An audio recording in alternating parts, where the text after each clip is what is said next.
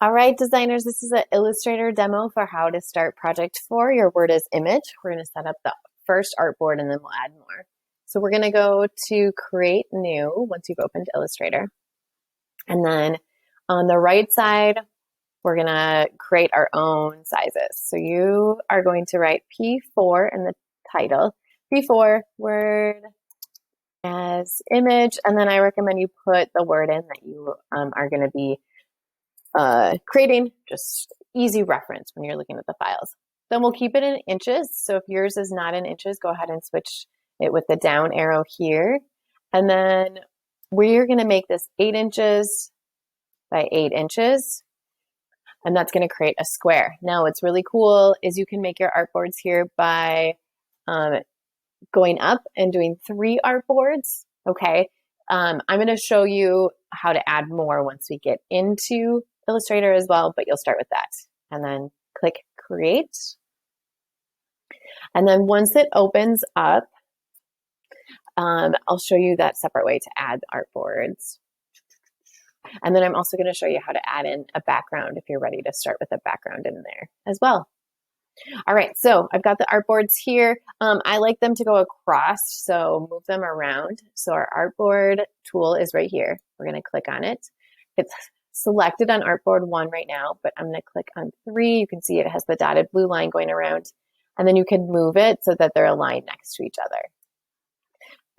Then if you just started with one artboard or you needed to add one more, up on the top is where you would do the plus for new artboard. You can see it just shifted around artboard 4, and then it adds it at the same exact time. If you need to delete one out, just click on it and do the trash can, and that's going to take that away. All right, now we're going to start with one word at a time. So working on artboard 1, I'm going to click on it so I have that box around there. I don't need the artboards anymore, so I'm going to go back to that regular selection tool. And then we're going to add a background. Okay, so clicking on the rectangle tool, you're going to click and drag. If your background's white, you don't have to do this. You can just keep it white, but some of you will add color. So we have a box there. Right now we see it has a white fill and a stroke, a black stroke. I don't need a stroke on it, so I'm going to click on that and do the red line with none. Click back to the fill, and then I'm going to go over to my colors. I'm just going to double click on this.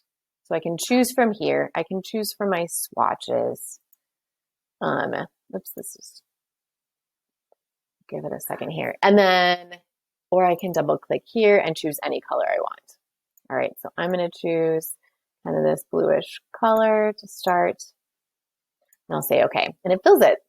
Then we're going to go over to our layers and lock your background layer so that when we're working on adding the text on it, it doesn't move around. If you want to change the color, you'll come back and unlock it layer. So lock is between the eye and where the layer is. And then before you do anything next, click new layer. And then you'll start working on that. You might want to name them. Sometimes it's just easier to remember. So I'm going to name this Cloud 1 because it's on Artboard 1. And then I'm going to do Background